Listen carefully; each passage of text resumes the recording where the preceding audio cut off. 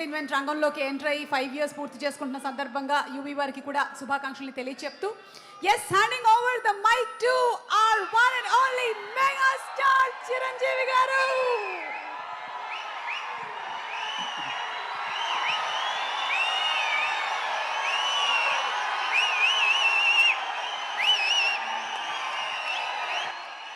Thank you.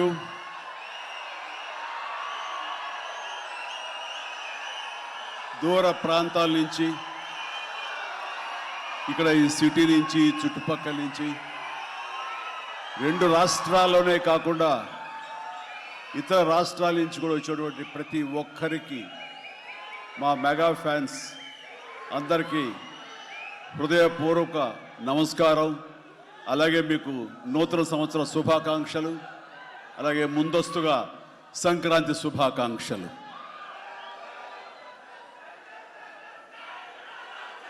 ఇక్కడ నా మిత్రుడు, సోదర సమానుడు, అత్యంత ఆప్తుడు వెంకీ, ఆయనతో చేయటం అన్నది నాకు చాలా ఎగ్జైటింగ్ ఉంది. దాని గురించి తర్వాత మాట్లాడతాను. ముందుగా ఏంది వెంకీ సంగతి అంటే అదిరిపోద్ది సంక్రాంతి అని. ఏంది బాసు సంగతి అంటే మనదే కదా సంక్రాంతి అని, ఎరగదిద్దాం సంక్రాంతి అని అంటాం. ఇక్కడ ఈ సందర్భంగా ప్రత్యేకించి మనదే కదా సంక్రాంతి, ఎరగదిద్దాం సంక్రాంతి అనేది కేవలం మన శంకర వరప్రసాద్ గారిదే కాదు. ఈ సంక్రాంతి మొత్తం మన తెలుగు పరిశ్రమది అవ్వాలని మనస్ఫూర్తిగా కోరుకుంటున్నాను. అందరికీ డార్లింగ్, ఇందా మన అనిల్ చెప్పినా, ఎవరు చెప్పినా, ప్రభాస్ రాజా సాబ్ కానీ,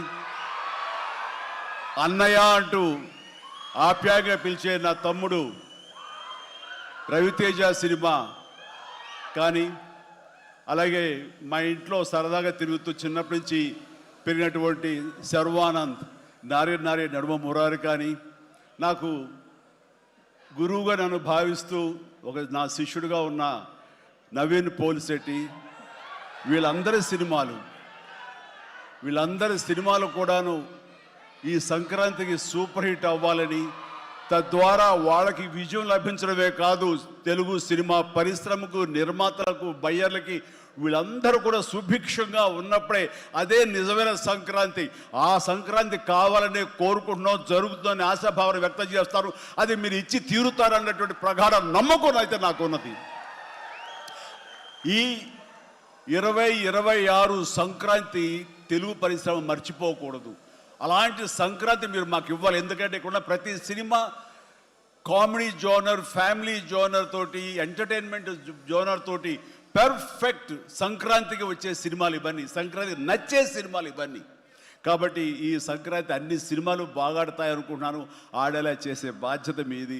దయచేసి అన్న సినిమాల్ని థియేటర్కి వెళ్ళే చూడండి, థియేటర్లోనే ఆస్వాదించండి, అలాగే మీరు ఆశీర్వదించండి కూడాను.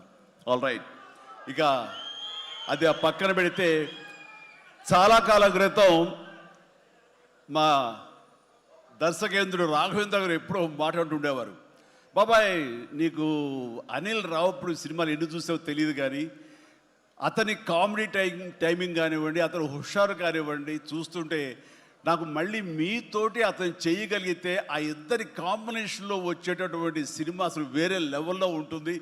ఐ విష్ మీరు త్వరగా చేయాలని, కలవాలని నేను కోరుకుంటున్నాను. అది ఎప్పుడు వస్తుందో ఏంటో తెలియదు. ఎన్నో సంవత్సరాల క్రితం అన్నారు, కానీ సరిగ్గా ఈ సంవత్సరం బిగినింగ్లోనే ఆయన చేతుల మీదుగానే క్లాప్ కొట్టి ఈ సినిమా ప్రారంభించారు.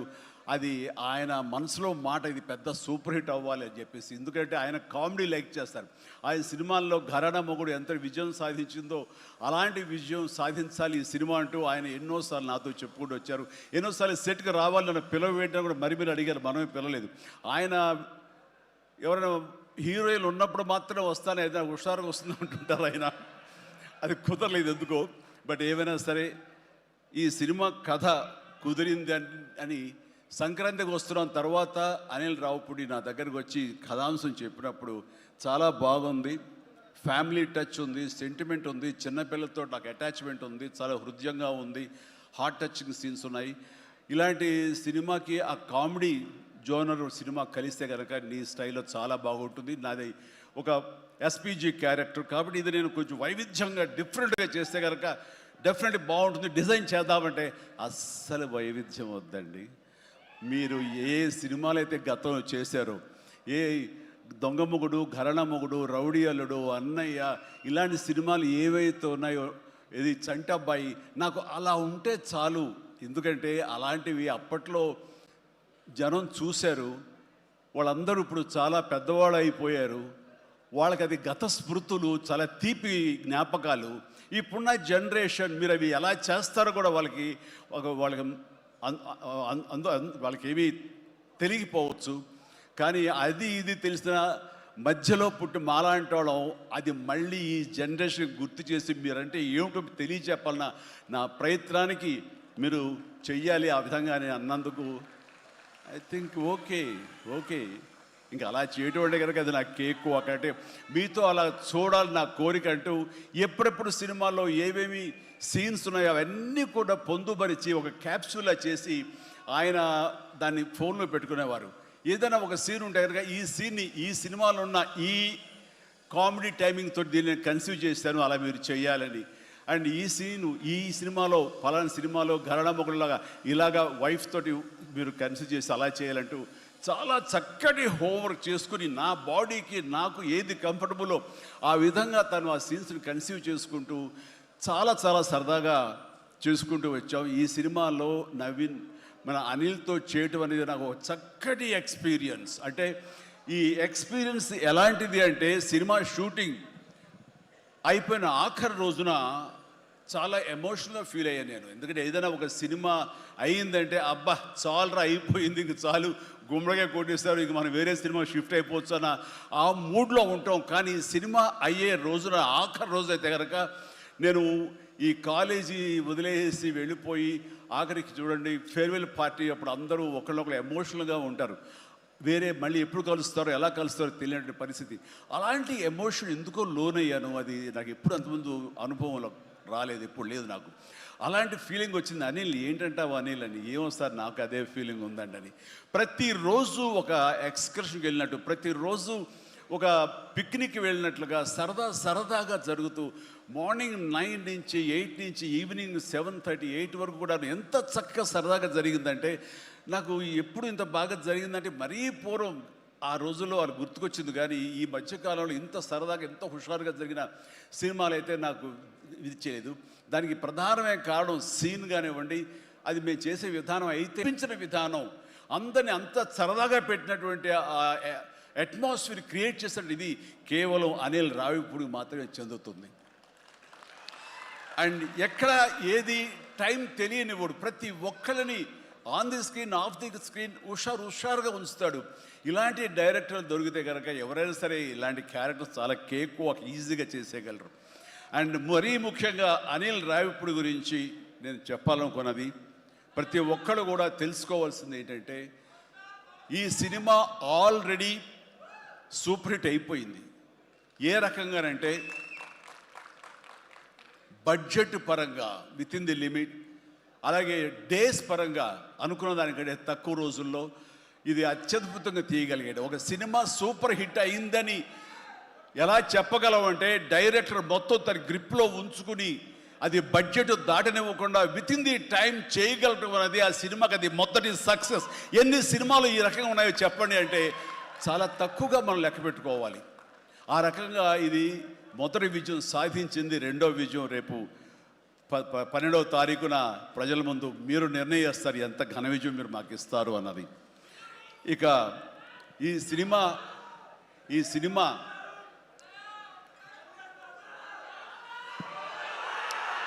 ఓకే, ఇక ఈ సినిమాలో నేను నెక్స్ట్ చెప్పుకోదగిన వ్యక్తి వెంకటేష్, నా బ్రదర్. ఎప్పుడు కలుసుకున్నా సరే చాలా సరదాగా మాట్లాడుకుంటాం.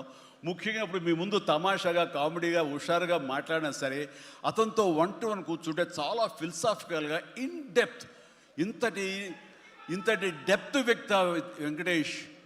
అందుకైనా ప్రతి ఒక్కరు ఎంత పాజిటివ్ మనిషి, పాజిటివ్ వైబ్స్ ఉంటాయి ఆ మనిషి చుట్టూరు అంటుంటారు. నిజంగా అతనితో టైం తెలియదు మనకి. ఎంతో తన ఏజ్కి మించినటువంటి విషయాలు తెలియజేస్తూ జీవితం యొక్క పరమావధి ఏంటి, జీవితం ఎలా ఉండాలి, ఎంత పీస్ఫుల్గా ఉండాలి చెబుతుంటే కనుక నాకు మోడర్న్ డ్రెస్ వేసుకున్న చిన్న సైజు గురువులాగా అనిపిస్తుంటాడు వెంకటేష్. నిజం. సో అలాగా సినిమా జీవితాన్ని, తన వ్యక్తిగత జీవితాన్ని రెండు బ్యాలెన్స్ చేసుకుంటూ చాలా చక్కగా ముందుకు సాగుతూ ఎంతో ఇన్స్పైర్గా ఉంటుంది వెంకటేష్. ఇక ఈ సినిమాకి వచ్చేసరికి ఎలా కుదిరింది, ఇందాక అనిల్ రావు ఇప్పుడు చెప్పాడు, ఆ హింట్ ఇచ్చింది మీ ఇద్దరం కలిపి చేసేలాగా ఏదైనా ఒక ఎపిసోడ్ క్రియేట్ చేసి అక్కడ వినియోగించుకుందాం, మా ఇద్దరు కాంబినేషన్ సినిమాకు ఉపయోగపడే విధంగా సినిమాలో అంతర్భాగంగా ఉండేలాగా అన్నందుకు అని చెప్పిన విషయం. ఎలాగా ఇదేంటంటే ఒక ఐదేళ్ల క్రితం అనుకుంటా మీ ఇద్దరం అమెరికా వెళ్ళాం, లాస్ ఏంజల్స్ వెళ్ళినప్పుడు అక్కడ మిత్రుడి ఇంట్లో కూర్చున్నప్పుడు అంత ఎదురు బదురు కూర్చొని పిచ్చాపాటి మాట్లాడుకుంటుండగా వాళ్ళు ఎవరు అబ్బా మీ ఇద్దరు చూస్తుంటే చాలా బాగుందండి, ఒక స్టిల్ తీసుకుంటామంటూ వాళ్ళు స్టిల్ తీయబోతుంటే ఆగండి తీయదు చిరంజీవి కూర్చుంటారు, నేను నిలబడతాను అని చెప్పేసాడు. అదేంటి వెంకీ అలా కాదు, నేను నిలబడతాను అన్నాను. లేదు ఇది నా మైండ్ లోపల ఎప్పటి నుంచో మీరు అట్లా బాస్లో కూర్చుంటే కనుక కాలు మీద కాలు వేసుకుని నేను వెనకాల నిలబడి ఉంటాను. ఇది ఒక మంచి స్టోరీకి స్టిల్ లీడ్ అవ్వాలి అంటే మన హాలీవుడ్ గాడ్ ఫాదర్ చూసారా, మెర్లిన్ బ్రాండో అండ్ ఆల్ పాచినో అలాంటి క్యారెక్టరైజేషన్స్. వెంకీ నువ్వు వెళ్ళి వాడు నరుకురా అంటే నువ్వు వెళ్ళి మ్యాస్గా నరికి వచ్చేస్తాను అంటే తనకి ఎప్పటి నుంచి ఉందో అలాంటి జోనర్ సినిమా చేయాలి, మా ఇద్దరు కాంబినేషన్ చేయాలన్న కోరిక ఉందో ఆయన వ్యక్తపరిచేసరికి నేను చాలా ముచ్చటపడిపోయాను. అదేవిధంగా స్టిల్స్ కూడా మేము దిగాము, అది ఎవరు లీక్ చేస్తారో నేనైతే లీక్ చేయలేదు, అది బయటకు వెళ్ళిపోయింది ఆ స్టిల్స్. అండ్ అలాగా అది నా మైండ్లో పడేసరికి అప్పటి నుంచి ఈ అవకాశం ఈ సినిమాలో వస్తుంది. ఆల్రెడీ వెంకీతోటి తన మంచి సినిమా ఇచ్చాడు అనిల్ రావుపూడి, తను మాత్రమే ఇద్దరిని జస్టిఫై చేయగలడు, ఇద్దరికి న్యాయం చేయగలడు అనే ఉద్దేశంతో నేను తనకి హింట్ ఇచ్చినందుకు దాన్ని అత్యద్భుతంగా డిజైన్ చేశాడు. ఎలాగంటే ఇద్దరు మామ దీంట్లో చెప్పలేవే లీక్ చేస్తాను భయంగా ఉంది, ఎందుకంటే ఇలా వదిలేస్తే మొత్తం స్టోరీ అంతా డైలాగ్ చెప్తాను నేను, అది బాగుండదు, మీకు అక్కడ థియేటర్లో చూసి ఎంజాయ్ చేయండి, అంత బాగుంది. అయితే వెంకితోటి నేను సినిమా షూటింగ్ చేస్తాను లేదు, ప్రతిరోజు ఇద్దరు పిచ్చిగా చేసావు, ఎంత ఎంజాయ్ చేసావంటే మీకు వీళ్ళు సినిమా యాక్టింగ్ చేసేట్టు ఉండదు, ఇద్దరు కలిపి అల్లరి కుర్రవాళ్ళలాగా ఆ సెట్లో చేసావు, అదే క్యాప్చర్ చేశాడు, అది బాగా పండుతుంది. రేపు మీరు కూడా థియేటర్స్లో దాన్ని మీరు ఆస్వాదిస్తారు, డెఫినెట్గా ఎంజాయ్ చేస్తారు. అండ్ డెఫినెట్లీ లాస్ట్ ఫేజ్ వచ్చేసరికి సినిమా ఎక్కడికో లేచిపోతుందంటలో ఎలాంటి సందేహం లేదు. అండ్ ఆ రకంగా ఈ సినిమాకి తన వంతు పార్ట్గా, తన వంతు బాధ్యతగా తను ఒప్పుకున్నందుకు, మేము అడిగినందుకు తను ఒప్పుకున్నందుకు ఈ సినిమాకి పూర్తి స్థాయి న్యాయం చేసి ఈ సినిమా మరో లెవెల్కి చేరుకోవడానికి దోహదపడిన వెంకటేష్కి మనస్ఫూర్తిగా సభాముఖంగా నా ధన్యవాదాలు చెప్తాను. ఏంది వెంకీ అంత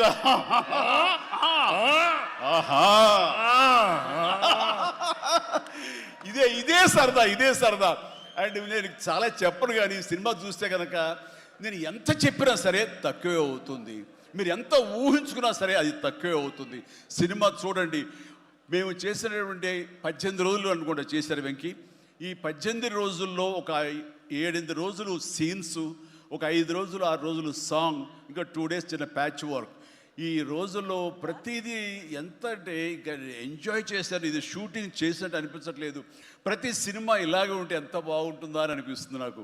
అందుకని మనస్ఫూర్తిగా సభాముఖంగా అందరి సమక్షంలో వెంకటేష్కి ఇది మన ఇద్దరి మధ్య ధన్యవాదాలు తెలియజేస్తూ, ఇది మచ్చు తురక. ఇందాక అనిల్ రావిపూడి అడిగినట్లుగా ఈ కాంబినేషన్ ఫుల్ ఫ్లెడ్జ్డ్గా ఎప్పుడు దొరుకుతుందంటే వెంకీ నేను రెడీ. అండ్ అనిల్ రావిపూడి ఎవరో ఎందుకు, ఈ అవకాశం నువ్వే తీసుకుని ఖచ్చితంగా నువ్వు స్టోరీ రాసుకో, మీ ఇద్దరం ఇదే ప్రాణం పెట్టి, ఇదే హుషారు పెట్టి, ఇదే గిలిగింతలతో మీకు సినిమా చేసి పెడతాం. కానివ్వండి, ఎప్పుడు వస్తుందో తెలియదు. తర్వాత అలాగే నయనతార ఈ సినిమాలో ఏం చేశాడో, ఎలా ఒప్పించాడో కానీ మన అనిల్ రావిపూడి అంతకుముందు 2 సినిమాలు చేశాను, తెలుగు గాడ్ ఫాదర్ కానివ్వండి, లేకపోతే సైరా కానివ్వండి.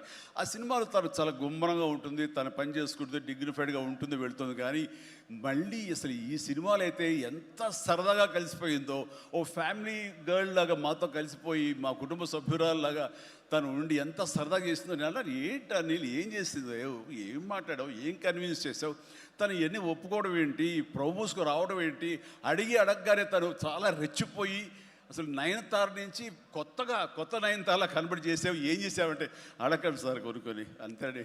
అంటే నా ఉద్దేశం అటు ఇటు తిరిగేదిరా. ఏం చేశాడో తెలియదు కానీ డెఫినెట్లీ ఆ అమ్మాయి అంత ఇష్టపడుతుంది. అండ్ నయనతారని అంత ఇదిగా గుడ్ హ్యూమర్లో పెడతాడు, సరదా కబుర్లు చెప్తాడు. అండ్ తను పని చేసుకుని సీరియస్గా ఉండే మనిషి కాదు కాబట్టి వాళ్ళు కూడా అంత ఇదిగా లైక్ చేస్తారు. కాబట్టి తను ఏది అడిగినా వెంటనే ఎలాంటి ఇన్హిబిషన్ లేకుండా వాళ్ళు ఒప్పుకుంటారు. అదే జరిగింది, అంత గుడ్ హ్యూమర్లో పెట్టాడు కాబట్టి ఈ సినిమాకి ఆ అమ్మాయి యాడెడ్ అట్రాక్షన్ అయ్యింది.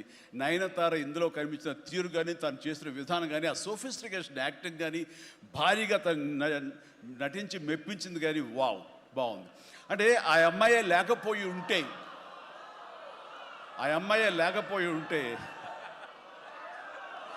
వావ్,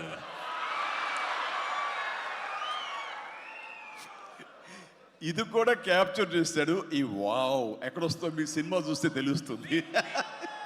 లీక్ చేసేసాను. All right. సో ఆ అమ్మాయి నయనతార తోటి అంత బాగా చేయించాడు. మీ పక్కన మీకు ఎదురు నిలబడి మిమ్మల్ని ఎదుర్కొని ఎవరైనా ఒకళ్ళు నిలబడాలంటే ఎంత అనుకుంటున్నా, ఎంత ఫ్రెష్గా ఉండాలనుకుంటున్నా, వేరే వాళ్ళు ఉండాలనుకుంటున్నా అసలు నాకు తొయ్యట్లేదు, నాకు తట్టట్లేదు, కన్విన్స్ కాలేకపోతాను. ఖచ్చితంగా నయనతార ఉండి తీరాల్సిందేనండి, ఎంతైనా సరే ఎలాగైనా సరే అన్నాడు. ఆ అమ్మాయిని తీసుకొచ్చారు, ఒప్పించారు. ఆ అమ్మాయి కూడా అంతా కోఆపరేట్ చేసింది. అండ్ నయనతార ఇవాళ రాలేని పరిస్థితిలో ఉంది కాబట్టి thank you Nayanthara, thank you so much. ఇక ఈ సినిమా సచిన్ కేల్కర్ క్యారెక్టర్ యాక్టర్గా, అండ్ నాతో పాటు నా టీంలో చేసినటువంటి హర్షవర్ధన్, అలాగే అభినవ్, ఇతర నటీనటులు, అండ్ క్యాథరిన్ కూడా మా టీంలో ఒక పార్ట్ లాగా ఉండి తను చేసి చాలా ఒక నిండుదనం గ్లామర్ తీసుకొచ్చింది. ఆ అమ్మాయికి కూడా అందరికీ ప్రతి ఒక్కరికి నా ముందస్తు శుభాకాంక్షలు తెలియజేస్తాను, అభినందనలు. ఇక ఈ సినిమాలో ప్రత్యేకంగా నేను చెప్పాల్సిన టెక్నీషియన్స్గా వస్తే, భీమ్స్ అత్యద్భుతమైన మ్యూజిక్ ఇచ్చాడు, వెరీ ఆర్గానిక్ మ్యూజిక్. కేవలం డ్రమ్స్ తోటో కీబోర్డులతోటో వాటితోటో దడదడలాడించకుండా చాలా శ్రావ్యంగా లిరిక్స్ మాత్రం వినిపించేలాగా ఒకనాటి విజయ సంస్థ వారి సినిమాలు ఉండేవి, అంతా హాయిగా హృద్యంగా ఒక గోదావరి పడవ ప్రయాణంలాగా ఉండేలాగా ఇచ్చాడు. అందుకని మీసాల పిల్లలో ఎలాంటి హడావుడి, ఎలాంటి మ్యూజిక్ గోళ ఏమి ఉండదు. కానీ ఆ ఇచ్చినటువంటి ఆ మ్యూజిక్, ఆ పాటకి లిరిక్స్ అర్థమయ్యేలాగా వినిపించి అందరూ చాలా ఆ శ్రావ్యాన్ని అందరూ ఆస్వాదించారు. కాబట్టి అది అంత పెద్ద మిలియన్స్ని, మోర్ దెన్ 100 మిలియన్స్ దాటి హిట్ ఇచ్చింది. అలాగే తర్వాత వచ్చిన సాంగ్ కానీ, ఇలా సాంగ్స్లో లిరిక్స్కి ఇచ్చే ఇంపార్టెన్స్ కానీ, ఆ ట్యూన్స్ కానివ్వండి అన్నీ ఇస్తూ, ఇంతవరకు నేను ఎప్పుడు చెయ్యనిది, ఇంతవరకు ఆ స్టైల్కి నేను పోనిది ఏదైనా ఉందంటే కానీ ర్యాప్ సాంగ్, ఇందాక చూసిన సాంగ్ హుక్ స్టెప్ దాన్ని కంపోజ్ చేసినప్పుడు నాకు అనిపించింది, ఇది కొత్తగా అనిపించింది, చాలా బాగుందని. అండ్ ఇప్పుడున్నటువంటి ఈ థియేటర్ పల్స్ చూస్తుంటే ఈ సినిమా ఆ సాంగ్ మాత్రం ఐ థింక్ టోటల్గా హైలైట్ అయిపోతే రేపు థియేటర్లో అనుకుంటున్నాను. అది వెరీ గుడ్. ఎందుకంటే ఆ సాంగ్ విన్న తర్వాత, ఆ సాంగ్ వింటుండగా ఎదురుగా ఉన్న వెంకటేష్ ఆపుకోలేక డ్యాన్స్ చేశారంటే అదే చాలు. ఇక ప్రతి ఒక్కడు అదే స్ఫూర్తితోటి ప్రతి ఈ సినిమాని, ఈ సాంగ్ని ఆస్వాదిస్తారు. అలాగా సాంగ్స్గా అన్నీ అత్యద్భుతంగా ఇచ్చినటువంటి మన భీమ్స్కి ప్రత్యేకించి, ఆ తర్వాత ప్రతి ఒక్కరు చిరంజీవి ఇంత గ్లామర్గా ఉన్నాడు, చిరంజీవి ఇంత ట్రిమ్గా ఉన్నాడు, ఇంత ఇదిగా ఉన్నాడు, ఎలా తగ్గాడు. నా వ్యక్తిగతంగా నేను చేసిన ప్రయత్నాలు పక్కన పెడితే తెర మీద అంత బాగా కనపడడానికి ప్రత్యేకించి మా డిఓపి, మా కెమెరామెన్ మన సమీర్ రెడ్డి చాలా చాలా బాగా చేశాడు. అండ్ సమీర్ రెడ్డితో వచ్చిన ఒక్క చిన్న గొడవ ఏంటంటేనండి, ఒక్క నిమిషం గ్యాప్ ఇవ్వడు, కూర్చుని కాఫీ తాగుతాం కదా అని ఇచ్చేలోగా మళ్ళీ షార్ట్ రెడీ అంటాడు. ఇంక అతనితోటి బహుశా అలా గనక అందరూ ఉండగలిగితే సినిమాలు 100 రోజులు దాటకుండానే ఫినిష్ చేయొచ్చు. అంతటి ఫాస్టెస్ట్ కెమెరామెన్ మా శరత్.